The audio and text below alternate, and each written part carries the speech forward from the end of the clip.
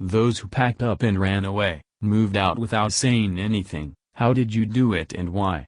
My ex-husband is a pedophile. When I found out, I tricked him into signing the divorce papers by claiming they were to protect his SSDI money.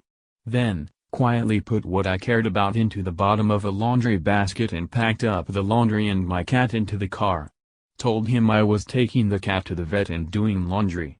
Filed the papers on my way and drove 150 miles to my mom's place. Blocked him on everything, and never looked back. He was investigated by the local PD, but there wasn't enough evidence, even after multiple allegations from kids as young as 4. Wow. I got chills reading this. I left my fiancé this way, but I wasn't running from him, I was running from his home. We lived in his father's house. His father was constantly sexually harassing me and, on top of it all, his brothers would harass me when they came home from college. One night it all came to a head. I had been clean from alcohol for a while and was dead set on continuing that path. One of the boys came home with friends and began pouring me shot after shot. It's my fault for taking the drinks. I should have been stronger.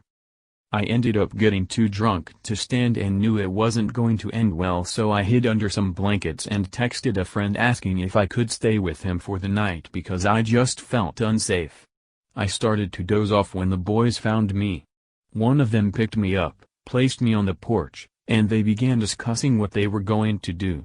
Long story short, they took turns on me while my fiancé slept in the next room. We had separate bedrooms, and I was so drunk I don't remember much of it. I'd complained to my fiancé about this behavior in the past because this wasn't the first time. I'd yelled at him previously that I was sick of his brother coming into my room and touching me at night, but he would just shrug and say he didn't know what to do. There had been many times where I'd woken up to the brother in my bed. I'd tell him no, but he'd keep going. I hated it, but no one was willing to listen to me. That night in particular absolutely devastated me. I take full accountability for putting myself in that position, but I knew there was only one solution.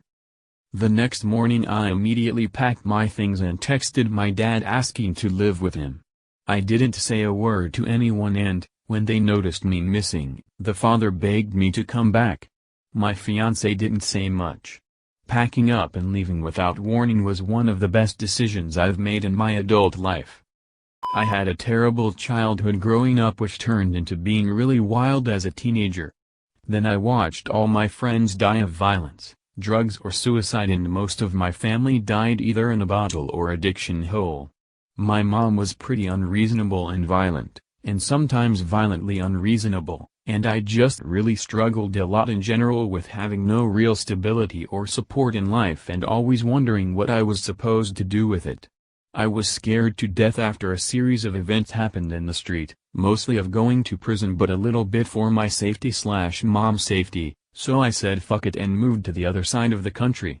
I basically packed what I couldn't live without into a rental and sold my car. I made up my mind to leave on a Wednesday and left on Saturday. I seriously wondered multiple times if I had gone insane and/or was doing something irrationally crazy. Was borderline homeless while I did my 2-year degree in trade school, and now I have my own place with my cat and dog, own my car, and am back in school again for a 4-year, at minimum, program. Have stayed out of trouble almost entirely, and the times I didn't, I was able to walk away and learn my lesson. And the lesson is that I finally have too much to lose. Been here 5 years now, never going back. Edit. Just wanted to say thank you to everyone for the love, support and awards. I was embarrassed at first, but after answering some of your questions it seems more cathartic in a way. I hope if anyone reading this is in the same situation you'll find a way to bet on yourself, even if it means feeling like you are taking on the world to do it. I promise it's worth it and that you deserve to live a life by your own standards that brings you your own happiness. But it's not something you find, it's something you build brick by brick, and when you're done, you look at it and see yourself the way you designed it. Worth it. I did it twice. The first time I was 16 and told the family I babysat for about everything I had to deal with at home. My narcissistic mother was verbally and physically abusive and refused to believe me, made excuses for him when I told her what my stepfather did when she wasn't around. The family arranged a time to come pick me up and told me to pack what I could so it would be a quick move. It was a tense couple days hoping my mom didn't notice the boxes in my closet and under my bed and the stuff that I had already packed away while I was at school. When the mom showed up I told my mother I was moving out and she screamed things at us while we carried out my stuff.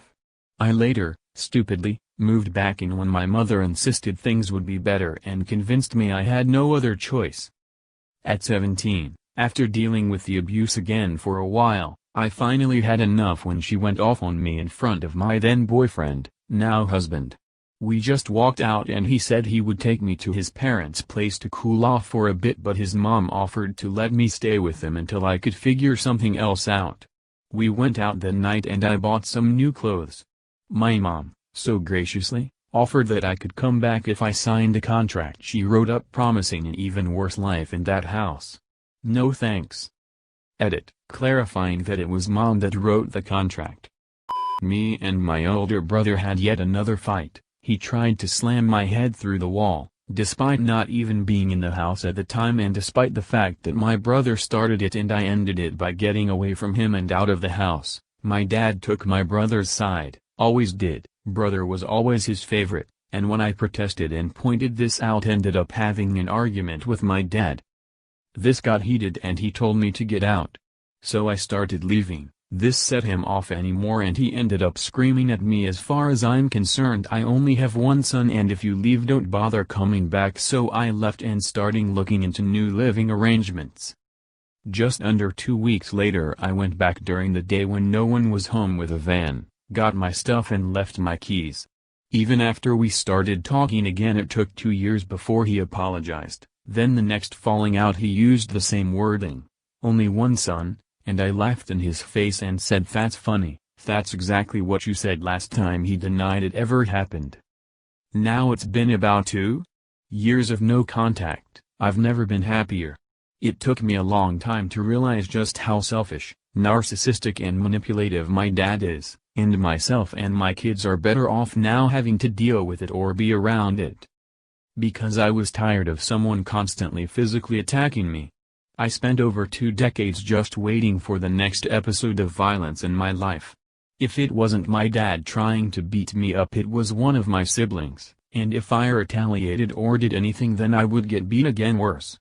When I was really little, like in kindergarten, my dad would make my brother and I fight each other until we drew blood for his entertainment. And even though he was younger my brother was bigger than me so it was always my blood. He would incite violence and encourage my siblings to be violent towards me. It culminated earlier this year when my sister attacked me and purposefully attempted to scratch my left eye out to blind me. I have some scars now on my face around my eye socket, but luckily I wear a lot of makeup so they're always covered up. But my parents blamed me for it because I let her get close enough to touch me. So I decided I was done being a part of their family and left. I was lucky that my best friend had space to take me in. I had already been partially living with her, staying over a lot and had some basics there. So I just grabbed my important documents and left. I had to abandon pretty much all of my possessions, which sucks and really gets me down sometimes. But the last few months of living away from them and having no contact has been the most peaceful of my life. I don't creep around the house anymore trying to avoid everyone out of fear. I still have a problem with listening around corners when people are talking to try and gauge based on their tone if they're in a safe mood to cross paths with, but it's getting better. I'm not afraid that every single thing I do is going to set someone off and prompt them to attack me again. I was moving away from my extremely abusive mom and the memories of my pedophile dad. I packed 2 bags, threw them out of my window, bought plane tickets for me and my kid, and had my cousin pick me up and take me to the airport. I told my mom we were going to Pound, a drum class thing, with my cousin. I blocked my entire family, and talked to my best friend and my sister, who I was flying to. Eventually I checked my phone and unblocked my family. They were all screaming at me trying to find out where I was. I called the police and told them what was going on in case they tried to file a missing person case. I was terrified. I was sad. But my life is so much different now. I didn't stay with my sister long. Less than a month before her grandma kicked me out. Now I'm living in a different place, in my own apartment, with my own things. My kid is happy and not seeing abuse every day. I'm in therapy. I'm still struggling. There are things we need that I definitely can't afford. But I'm doing 100x better than I was in January. Edit. Thank you so much to the people who have commented with words of encouragement. It's still so hard to sort through trauma even in therapy. Every day gets a little lighter. Also, thank you to the people who have offered or asked about anything I need or to get my son something for Christmas. Being on our own is so new to us. You all are amazing. I told him I wanted to go to the library. He never let me out of the house except for things like that. Instead, I walked across the street to the courthouse where I went before a judge and got a temporary protective order. TPO. 2 sheriff deputies served him later that night and he had a few minutes to pack some stuff and leave. I spent 24 hours packing everything of mine. Never slept or took a break. Hired a moving company and had them put everything in storage. I packed the suitcase, took my cats, and moved into an Airbnb. He was incredibly abusive, had threatened me with death and more when I had tried to leave in the past. I knew me moving wouldn't deter him. He did everything in his power to destroy me.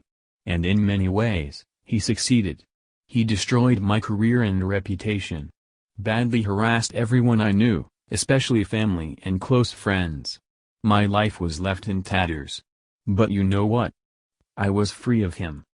I started a new life. And freedom is so much sweeter after that. After 6 months at 8 different Airbnbs, he kept finding me. I finally moved into my own place. I was totally off the grid. Paid cash for everything. But my life was finally entirely my own. 6 years later, I have a new career in a different field I love. I am with a man that is nothing like that man. He is lovely, kind, and gentle. And you know what? That past stalker is currently dying of cancer. Karma is a bitch. So, protect yourself, plan ahead. Get a new phone number, don't leave anything to chance, and then enjoy your freedom. Good luck to you. Edit. To that one person that thinks I exaggerate. It started off small. After I finally got away from him, I was absolutely amazed by how twisted my thinking had become. Gaslighting is real. It began small. He invaded my life after I had just ended a 6-year relationship. By the time I realized I was in trouble with him, it was too late. He falsely became everything I wanted out of a man. He lied about everything, even his real name. He was extremely abusive. He love-bombed me. All the while, he was collecting all my information, my social security number, all necessary documents. He started applying for credit cards in my name without my knowledge or consent. He would collect my mail for me, so I wouldn't have to waste my time. So I never saw the bills or realized I had new cards. He spent over $100,000. It's called financial abuse. Like I wrote, by the time I found about any of this, he was already living with me. He slowly turned me against everyone I cared for and loved. He labeled them as manipulative, unkind, etc. He would get jealous when I spoke to others, and eventually, I stopped trying without realizing this was a part of the abuse. The abuse started after he moved in with me. First slapping and pushing. Then choking, punching, and sitting on my chest until I passed out. He was 6 feet 5 inches and like 275. I was 5 feet 5 inches and about 110. He would punch me so hard, I would see stars, sometimes it would knock me out. Extremely painful abuse. There were many, many nights I couldn't sleep or move because every part of my body hurt. He would lock me in rooms for hours or days. He wouldn't let me leave rooms if we were fighting until I agreed with him and listened to everything he had to say. When I realized I could just agree, he saw right through that and would just make me sit there and listen to what a great boyfriend he was for several hours. After a while, I wasn't allowed to leave the house unless he drove me and went with me. I couldn't have passwords on any of my electronics and he monitored everything. I could talk with anyone unless it was on speakerphone. He blackmailed me. He had photos of me scantily clad. He created accounts on Seeking Arrangement with my photos, then took screenshots and told me he would put them on the internet, send them to my family, friends, and clients. I tried to leave a couple of times. He found me the first time. The second time I went back voluntarily because he threatened my cats with physical harm. When I went back, he threw me on the ground, kicked me with full force several times, held a knife to my throat, then raped me anally. All the while telling me he loved me. I never once called the police. Want to know why? He had me believing I would be arrested as well if I called them. The abuse was horrific and I suffered in silence and completely alone. I was afraid he would harass the people I loved, which he eventually did when I got away, so I kept quiet. I thought he would eventually let me go if I could get him to fall out of love with me or just be a bad girlfriend. That only increased the abuse. I was afraid of being embarrassed by him, another reason I stayed. I think that qualifies as abuse. You staircased. Also, staircased, this was truly only a portion of what he did. Remember this when you think someone is exaggerating. Think about the people that are telling the truth and have empathy instead of the few that lie or exaggerate.